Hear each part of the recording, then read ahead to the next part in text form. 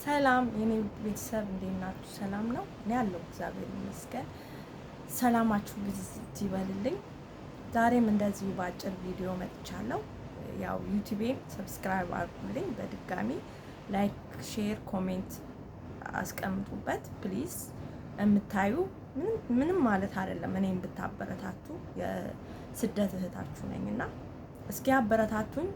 ቀጣይ ደግሞ እንደ እግዚአብሔር ፍቃድ እግዚአብሔር ብሎ ፍቃዱ ይሁንና ወደ ኢትዮጵያ ብገባ እንኳን ጥሩ እይታ ይኖረኛል ብዬ አስባለሁ።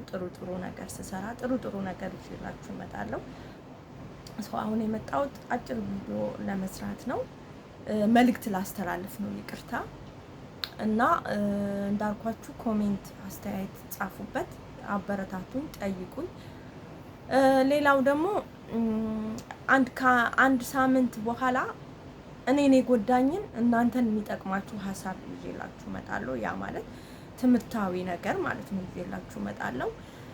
የስደት እህታችሁ ነኝ። አሁንም በድጋሚ አበረታቱኝ፣ ጠይቁኝ፣ ዝም አትበሉኝ። ሼር፣ ላይክ፣ ሰብስክራይብ፣ ኮሜንት ብትጽፉ ምንም ማለት አይደለም። ማይሆን ነገር እየተሰራ ማይሆን ነገር እያደረጉ እንኳን ኮሜንት እንጽፋለን፣ ሼር፣ ሰብስክራይብ እናደርጋለን እና እኔ ውድ እህታችሁን ብታረቁ ጥሩ ነው ብዬ አስባለሁ። እንደኔ የምታረጉኝ ደግሞ አላችሁ፣ የምታበረታቱኝ አላችሁ። እግዚአብሔር ያክብርልን፣ እግዚአብሔር ይስጥልን። እውነት እጅግ በጣም አመሰግናለሁ።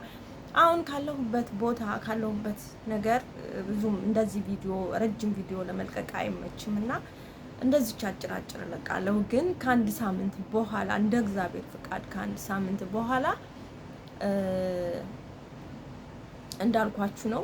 እኔን የጎዳኝን እናንተን የሚጠቅም ትምህርታዊ ነገር ይዤላችሁ እመጣለሁ። በዛ ላይም ትጽፉልኛላችሁ የሚሰማችሁን ስሜታችሁን። አጥፍቼ እንኳን ይሄንን አጥፍተሻል እንደዚህ ምናምን በሉኝ። እንግዲህ ሰብስክራይብ ያደረጋችሁን እግዚአብሔር ያክብርልን፣ እግዚአብሔር ይስጥልን። የምታረጉኝም ደግሞ እንደዛው እድሜና ጤናውን ይስጥልን። አመሰግናለሁ። ኢትዮጵያ ለዘላለም ትኖር።